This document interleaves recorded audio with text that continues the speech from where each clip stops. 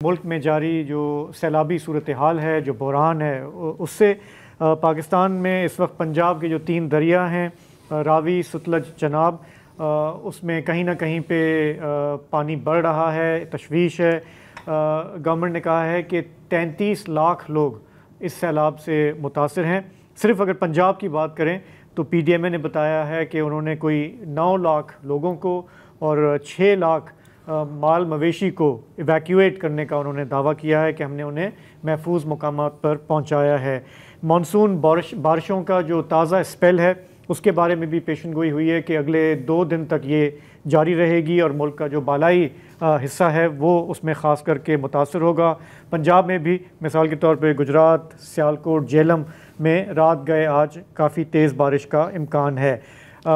Border کے اس پار بھارتی پنجاب میں بھی ہم رپورٹ کرتے رہے ہیں کہ وہاں پہ بھی کافی جانی اور مالی نقصان ہوا ہے، اور ایک تازہ رپورٹ کے مطابق وہاں پر کوئی 3 لاکھ ایکڑ زرعی زمین پر پانی پھر گیا ہے اور وہاں پہ جو فصل ہے وہ خراب ہوئی ہے۔ تو ابھی تو ہم ان دا مڈسٹ آف کرائسس ہیں۔ یہ جو تخمینے ہیں نقصانات کے، یہ بھی ظاہر ہے کہ ابھی یہ شیپ ہو رہے ہیں آہستہ آہستہ۔ ہم جانتے ہیں کہ یہ جو سیلابی ریلا ہے پنجاب کے مختلف دریاؤں سے، یہ پنجنت کے بعد یہ آگے بڑھ رہا ہے، سندھ میں داخل ہوگا گڈو کے مقام پر۔ کل بھی ہم نے سندھ کے وزیر آبپاشی سے بات کی تھی، ان سے پوچھا تھا کہ تیاریاں کیا ہیں، نقصانات کا کیا اندیشہ ہے، ان کی گفتگو پروگرام میں شامل تھی۔ اب ہمیں پروگرام میں یہاں پہ جوائن کر رہے ہیں آج ڈیولپمنٹ ایکسپرٹ اور ڈان میں لکھتے ہیں ریگولرلی نصیر میمن صاحب، جن کی ان معاملات پر کافی زیادہ گہرائی سے ان کو سمجھتے ہیں، ایکسپلین بھی کرتے ہیں۔ تو میمن صاحب، آپ کا جو ایک ریسنٹ آرٹیکل تھا ڈان میں ہی، اس میں آپ نے کہا کہ ٹھیک ہے آفت تو قدرتی ہے، لیکن جو انڈر لائن کازز ہیں اس ڈیزاسٹر کے، ان پہ ہمیں بات کرنی چاہیے کیونکہ وہ ہمارے بس میں ہیں۔ تو ذرا یہ آپ بتائیں گے کہ اس سے آپ کی کیا مراد ہے؟ شاہد صاحب بہت شکریہ۔ سیلاب چونکہ بہت بڑی آفت اور تباہی ہے تو اس کے اتنے پہلو ہیں کہ ہر پہلو پہ بات ہوتی رہتی ہے، اور ایک ہم نے عموماً، جو کہ کلتاً غلط تو نہیں ہے لیکن مجھے لگتا ہے کہ ہم نے اس میں پناہ ڈھونڈنا شروع کر دی ہے۔ پہلے ہم کہتے تھے قدرت کا عذاب، اب ہم کہتے ہیں کلائمیٹ چینج، تھوڑی سی انگریزی ڈال دی۔ پھر ہم کہتے ہیں کہ کلاؤڈ بیسٹ۔ اب یہ اصطلاحیں ہم نے تازہ سنی ہے، ڈز ناٹ مین کہ کہیں اتنے بڑے سیلاب پہلے نہیں آئے۔ میرے پاس تو سامنے ڈیٹا پڑا ہے، 1942 سے لے کے انڈس کے سیلابوں کی ایک لمبی قطار ہے۔ پچھلے 50 سال میں صرف گڈو بیریج سے کم از کم 9 سپر فلڈز گزرے ہیں 50 برس کے اندر۔ اگر یہ آیا تو یہ شاید 10واں ہوگا۔ تو یہ نہیں کہ کوئی ہم تاریخ میں پہلی مرتبہ سب کچھ ہوتے ہوئے دیکھ رہے ہیں۔ چناب اٹ سیلف سوائے تھوڑے سے فرق سے 2014 میں تقریباً مورالے سے اتنا پانی 10 سال پہلے چناب گزار چکا ہے، اور 1988 میں بھی 7.25 لاکھ کیوسیک کا پانی ریلا گزرا تھا مرالا سے۔ تو میں یہ بات کر رہا ہوں کہ یہ سب کچھ ہو رہا ہے، اس میں تبدیلیاں آئی ہیں، اس کی شدت بڑھ گئی ہے، اس میں کافی کبھی اس کی ڈائریکشن بدل جاتی ہے، لیکن یہ سب کچھ پہلے بھی ہوتا تھا۔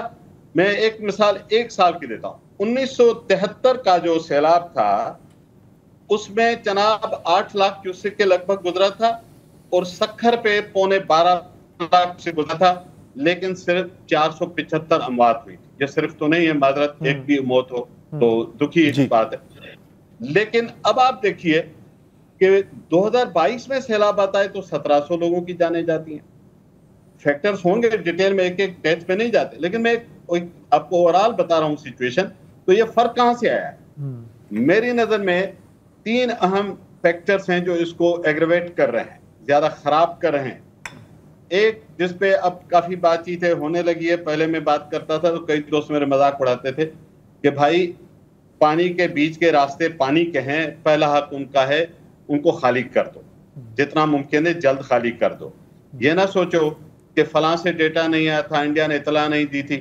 نہیں، یہ 3 مہینے ہیں نا بارش مونسون کے، آپ صدیوں سے دیکھتے ہیں، آپ کو اطلاع کی کیا ضرورت ہے؟ جیسے سیٹلائٹ ڈیٹا کا زمانہ ہے، آپ بھی سیٹلائٹ ڈیٹا یہاں سے پرچیز کر سکتے ہیں، کسی کی محتاج ہی نہیں ہے۔ تو ایک تو جو ہماری قدرتی ندی نالوں میں بڑی ہیں، میں ریپیٹ کر رہا ہوں کہ پاکستان بنتے وقت آج کے پاکستان کی پاپولیشن 3.25 کروڑ 3.5 کروڑ کے لگ بھگ تھی، آج ہم 25 کروڑ ہیں۔ کراچی 4 لاکھ 4.25 لاکھ تھا، آج 2 کروڑ ہے، یا شاید اس سے زیادہ۔ یہ دیکھیں یہ جو پاپولیشن بڑھتی ہے ساری انسان ذات نے کہیں چھت ڈھونڈنی ہے, کہیں پاؤں جمانے ہیں.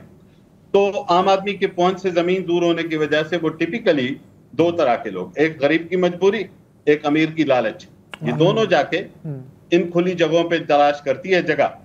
اور اس کا خمیازہ یہ ہے کہ سیلاب یہی آتا ہے, پانی اتنا ہی گزرتا ہے جتنا پہلے گزرتا تھا, تباہی پھیرتا ہے, جانیں جاتی ہیں, املاک جاتے ہیں, گھر لٹ جاتے ہیں. آج جو پنجاب جس اذیت سے گزر رہا ہے, ہم سب اس اذیت سے گزرے, ہمیں اس کا احساس ہے. تو یہ ایک فیکٹر. دوسرا, اچھا کچھ لوگوں نے پانی جو کافی عرصے سے نہیں آیا, تو راوی اور ستلج اور باقی علاقوں میں بھی جہاں سے پانی ریگولر نہیں آتا, تو ہم نے تصور کر دیا کہ یہ خالی زمین ہے. ایک تو میں بار بار یہ ذرا ریپیٹ ہو جائے گا, لیکن میں کہنا چاہتا ہوں بار بار کہ ہم نے زمین کے ہر خالی ٹکڑے کو پلاٹ بنا لیا ہے اور ہر درخت کو ٹمبر بنا لیا, لہذا ہر بارش سیلاب بن جاتی ہے. ہماری اپروچ کے مسئلے ہیں. تو ایک موقع ہے ہمارے پاس کہ پنجاب کے حدود کے اندر ان دریاؤں نے نئی حد بندیاں مقرر کر دی ہیں. بتا دیا ہے آپ کو کہ یہ میری آج کی نئی حد بندی ہے, اتنا حصہ میرا تھا یا آج سے ہے. اس کو نئی ڈیمارکیشن مان لیں آپ, اور اس کے اوپر آپ اقدامات اٹھانا شروع کر دیں. لاکھوں لوگ ہیں, میں نہیں کہتا ان غریبوں کا گزر سفر ہے, وہ کل سے آپ نہیں اٹھا سکیں گے, اٹھانے بھی نہیں چاہیے. But we need a robust plan, میں بھی 15, 20, 30 سال کا. آخر ملکوں کی زندگی میں 20 سال بڑے نہیں ہوتے, 30 سال بڑے نہیں ہوتے. ابھی سے امپوز کریں موریٹوریم, نو نیو انٹرونشن, نو نیو انکروچمنٹس. اب یہ کہنے کے لیے میں بڑی آسانی سے میں نے کہہ دیا, یہ کرنا اتنا آسان نہیں ہے. یہ مصدق ملک صاحب جو ہیں منتری ہیں, مرکزی وزیر ہیں, انہوں نے آج کہا ہے کہ 10 مہینے کا منصوبہ ہے, سارے آس پاس جو بھی تجاوزات ہیں وہ ہم صاف کر دیں گے. اچھا یہ انہوں نے کہا ہے, پچھلے سال کی ان کی جگہ جو منتری تھے انہوں نے کہہ دیا تھا, اس سے پچھلے سال یا پچھلے ٹینیور میں جو وزیر تھے ان سے بھی میں نے ایگزیکٹلی یہی باتیں سنی ہیں. تو میں 50% خوش ہوا ہوں, 50% نیوٹرل ہوں. جی سر, میں تو 50 بھی بڑی گریس ہے. میں خوش ہونے کو تو ہم وہ کہت ہے کہ 1% پہ بھی جشن منانے کو تیار ہو گئے, لیکن کیا کریں, ہمارے اسٹینڈرڈ یہاں پر نہیں ہے. جی جی جی, یہ ہم تھریشولڈ سے نیچے لے آئے ہیں. مطلب آپ صرف ہمیں دور سے کوئی جھلک دکھا دیں, ہم ناچنا شروع کر دیں گے, دعا کریں گے, کیا کریں. ایسا ہی ہے. اچھا میمن صاحب, جی صحیح فرمائیے. میں جسٹ اس کی کنٹینیوٹی میں بات کروں کہ یہ ہمیں آج کیوں پتہ لگا ہے, آج کیوں ایکشن کر رہے ہیں. 2010 کے فلڈ کے وقت سپریم کورٹ کی کمیشن کی رپورٹ ہٹی چڑھ گئی ہوگی, جھاڑ لیں تھوڑا سا, اگر الرجی نہ ہو ڈسٹ کی تو چھینکیں بھی آئیں گی, لیکن روڈا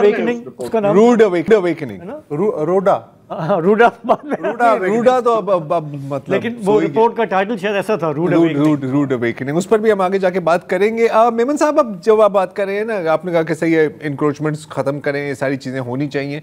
یہ جو اگر ہمارا لانگ ٹرم کا فلڈ مینجمنٹ پلان بنے, اس میں ڈیمز کا کیا کردار ہو سکتا ہے؟ اب ڈیمز میں جو ڈیبیٹ ہے, اب ہمیں پتہ ہے کہ کچھ لوگ کہتے ہیں کہ سر پورے کا پورا حل ہی ڈیمز ہے, اور بار بار کالا باغ ویمپائر کی طرح, ڈریکولا کی طرح اپنے قبر سے اٹھتے ہیں اور کہیں کہ کالا باغ ڈیم ہوتا تو ایسا نہ ہوتا.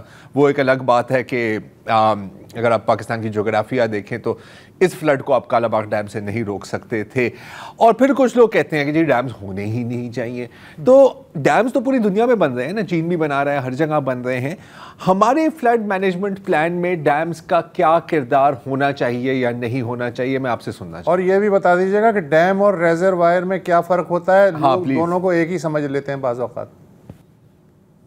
جی ہاں سر, ویسے تو اب دیکھیں ڈیم کی جو اسٹرکٹ انجینئرنگ ڈیفینیشن میں نہیں جاتے.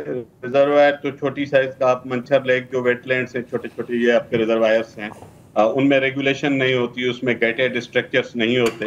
آپ کہیں بھی نیچرل ڈپریشن کو تھوڑا سا ایمبیکمنٹ بنا کے اگر اس کی طرف ڈھلان ہے, یو کین اسٹور واٹر. اور ایسی کئی جگہیں لوگوں نے تھرپارکر اور چولستان کے علاقوں میں, جسے ترائی یا ٹوبے کہتے ہیں, یہ وہ چھوٹے ریزروائر ہیں جو لوگوں نے خود بنائے اپنی ضروریات کے لیے. ڈیمز تو ذرا ماڈرن پوسٹ کالونیل اسٹرکچرز کا نام ہے, اور اس کی بڑی اکانومی بھی ہے, بڑی پالیٹکس بھی ہے.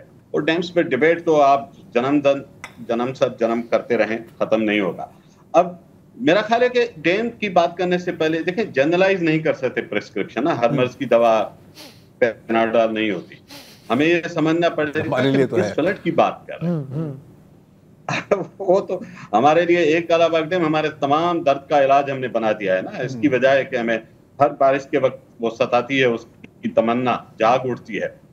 دیکھیے سر, آپ جو گلگت اور ہنزا میں سیلاب آئے, جو بابو سر ٹاپ پہ ہیوی بارشیں ہوئیں اور وہاں پہ زندگیاں گئیں اور ندی نالے پلٹے اور تباہیاں ہوئیں, آنیسٹلی وہاں پہ کالا باغ ڈیم اگر آج وہاں پہ بنا بھی پڑا ہوتا تو اس نے کچھ نہیں کرنا تھا. اس کے جو بنیر میں ہوا, جو سوات میں ہوا, جو شانگلہ میں ہوا, اس کو کالا باغ ڈیم بیچارے نے کچھ بھی نہیں کرنا تھا. وہ میانوالی میں پڑا ہوتا, وہاں سے پانی نیچے آتا تو اس کو سمیٹ رہا ہوتا, بلکہ یہ پتھر اور سلٹ میں کا لوڈ بھی اٹھاتا.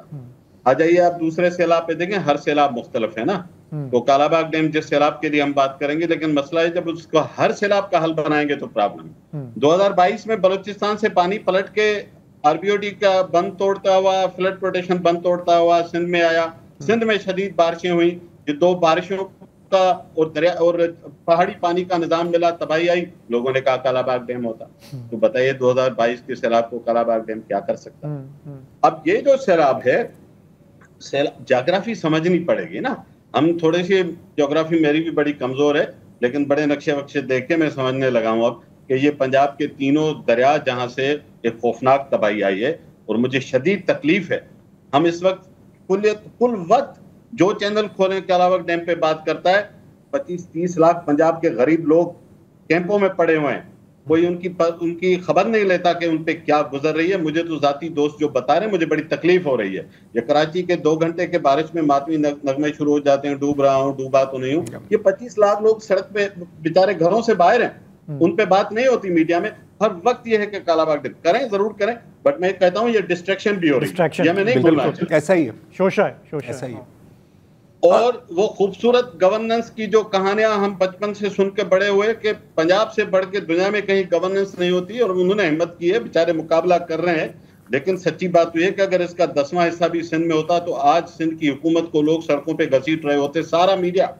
لیکن سمہاؤ اس طرح ڈیبیٹ نہیں ہو رہا کہ وہاں پہ انفراسٹرکچر کیوں کولیپس ہوا, کیوں یہ چیزیں اس طرح سے ہوئی. جو کچھ ہوا ہے تکلیف دہ ہے. پنجاب کے غریب لوگ اس ملک کا حصہ ہیں, وہ سفر کر رہے ہیں. لیکن آتے ہیں ٹائم پہ سر, ستلج, راوی اور چناب جن علاقوں سے بہتے ہیں, ان کی جغرافی سے آپ واقف ہیں, ورنہ کنٹور میپ اٹھا کے دیکھ لیں, میری کوئی رہنمائی کر دے. انلیس کہ وہاں پہ آپ نیا پہلے ایک کراکرم اور ہندو کش کا پہاڑ بنائیں, ایک بجٹ رکھیں, اس کے لیے پروجیکٹ بنا لیں, شاید بن بھی جائے. تو پہلے آپ ہمالیہ بنائیں, وہاں پہ کراکرم بنا دیں, تاکہ پھر آپ وہاں ڈیم بنا سکیں, ورنہ نہیں بنا سکتے. سائٹ نہیں ہے نا. ڈیم کے لیے جگہ ہوتی ہے, سب فلائی اوور اور میٹرو کے بسز تھوڑی ہیں کہ ہر جگہ چلا لیں گے. ویسے اس کے لیے بھی جغرافی چاہیے, لیکن ڈیم کی جغرافی تو یہ ہے نا کہ آپ کو پہاڑوں کے بیچ 3 طرف سے راستہ بند ہوا ملتا ہے, 2 طرف سے آگے آپ بند بنا کے پانی کی اسٹوریج بنا لیتے ہیں. یہ فلیٹ ایریا سے. اچھا 2-3 جگہیں, شاہ جیمڑا ہے اور چنوٹ پہ ایک جگہ, وہ بھی گرین چولستان کے لیے ریکمینڈیڈ تھا. لیکن ان جگہوں پہ اگر آپ, میں نے سول انجینئر پڑھی ہے, میں تھوڑی سی بیسک سینس اپلائی کر رہا ہوں. اگر وہاں پہ 1 ملین ایکڑ فٹ کا یہ ڈیم کھڑا ہوتا تو یہ 10 لاکھ کیوسک کا فلو, مجھے نہیں لگتا کہ وہ اسٹرکچر سسٹین کرتا. اس کی گواہی 2 چیزوں سے میں دیتا ہوں. مدھو پور کا بیریج تھینز ڈیمز کے اسپل وے کے کھلنے سے, پلٹنے سے اس کے دروازے اڑ گئے, اتنا پاورفل فلو تھا اسی چناب کے اوپر.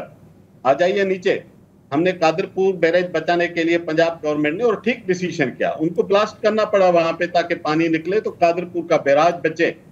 اور قادر پور بیراج سے 50-60 کلومیٹر نیچے وہ پروپوز ڈیم سائٹ تھی, اور وہ بھی ارتھ فل ڈیم پروپوز ہے. تو سر ایسی جگہوں پہ ڈیم شاید کہیں کاؤنٹر پروڈکٹیو نہ ہو جاتا. تو میری یہ گزارش ہے کہ بارشوں کا انالیسس کریں اور تجویز کریں وہ حل جو ریئلسٹیکلی پاکستان کے, پنجاب کے لوگوں کو فائدہ دے. ظاہر ہے آپ آ گئے اسی موڑ پہ جہاں ہم چاہ رہے تھے کہ آپ آ جائیں. چلے آپ نے بتا دیا ڈیمز کا یہ ہے, بن سکتے ہیں, نہیں بھی بن سکتے ہیں, لیکن سوال یہ ہے کہ وہ کیا طریقہ ہو کہ سارا سال جو ربیع اور خریف ہے اس کے لیے پانی ملتا رہے. کوئی اور بھی تو طریقہ ہوگا نا, وہ بتائیں. سر دیکھیں, اس وقت ہمارے پاس 2 ڈیمز موجود ہیں. 1991 کے اکارڈ کے مطابق جو ہماری پریزنٹ نیڈز ہیں اس کے لیے وہ سفیشینٹ ان کے پاس کیپیسٹی ہے. لیکن ویسے بتا دوں کہ منگلہ نہیں بھرا ابھی تک, اس میں 20% خالی پڑا ہے. تو اگر تربیلا آپ کا فل ہو جاتا ہے تو آپ کا ربی نکال لے گا وہ. اب میں اس ڈیبیٹ میں نہیں چاہتا کہ ہمیں کس نے کہا تھا کہ آپ 20 گنا پاپولیشن بڑھا کے زمینیں زیادہ کرو کر کے اور مزید ڈیموں کی فرمائش کریں. مجھے ایک ہائپوتھیٹیکل سینیریو بتائیے, آپ ایک ڈیم اور بنا دیتے ہیں اور 10 سال کے بعد آپ کی اس پاپولیشن کی رفتار سے اس نے 1.25 یا 2 گنا ہو جانا ہے, ہوپ فلی 10 یا 15 سال آپ لگا لیں اسٹیٹسٹکس. زمین بھی اتنی ہے آپ کے پاس, پھر ایک اور ڈیم چاہیے ہوگا, پھر کالا باغ پورا نہیں پڑے گا, تو مر کے بھی چین نہ آیا تو کہاں جائیں گے؟ تو سر لانگ ٹرم حل سوچنے پڑیں گے ہمیں. آپ کی واٹر پروڈکٹیوٹی کتنی ہے ویسے؟ ایگریکلچر زرعی ترقیاتی بینک کی 2020 کی رپورٹ ہے, وہ کہتی ہے آپ کی پروڈکٹیوٹی 38% ہے, تو آپ پانی سے 62% کا مارجن آپ کے پاس موجود ہے, ہم اس کو کیوں نہیں ہارویسٹ کرتے ہیں؟ ذہن میں رکھیے گا کہ آپ نے کراپ کی بات کی ہے, تو کراپ کے لیے پانی ان پٹ ہے, آؤٹ پٹ نہیں ہے. اگر اسی 1Q6 سے میں دگنا اگا لوں, میرا مسئلہ حل ہو جائے, تو مجھے کیوں ضرورت ہے کہ پاکستان کے فیڈریشن کے صوبوں کو لڑاتا پھروں؟ ہم پروڈکٹیوٹی کیوں نہیں بڑھاتے؟ ہم کنزرویشن کی ٹیکنکس کیوں نہیں کہتے؟ گھڑے میں سوراخ ہے, سوراخ بند نہیں کرنا چاہتے, گھڑا بھر کے نیا گھڑا سوراخ والا پرچیز کرنا چاہتے ہیں. یہ سالوشن نہیں ہے. ایک میرا ایک سوال تھا, ڈیمز پہ تو آپ نے بالکل جو کامن سینس ہے وہ آپ نے بتا دیا, لیکن اب اگر وہ وابڈا کی سمجھ میں نہیں آ رہا, ان کا ایک شروع سے ایک ایجنڈا ہے, تو وہ اب کیا کر سکتے ہیں اس کا؟ تھوڑا فلڈ مینجمنٹ کے حوالے سے ہم سمجھنا چاہ رہے تھے کہ ہم نے دیکھا ہے, جیسے آپ نے مینشن کیا, پنجاب میں کئی مقامات پر شگاف ڈالے گئے تاکہ اسٹرکچرز کو بچایا جائے, نقصان کم ہو. سندھ میں ہم نے یہ سنا ہے کہ شگاف ڈالنا کوئی حکمت عملی صحیح نہیں ہے, کیونکہ فرق ہے ہمارے دریاؤں کے لیول میں اور زمین کے لیول میں. اس پہ آپ سے ایک تھوڑا سا کامنٹ چاہیں گے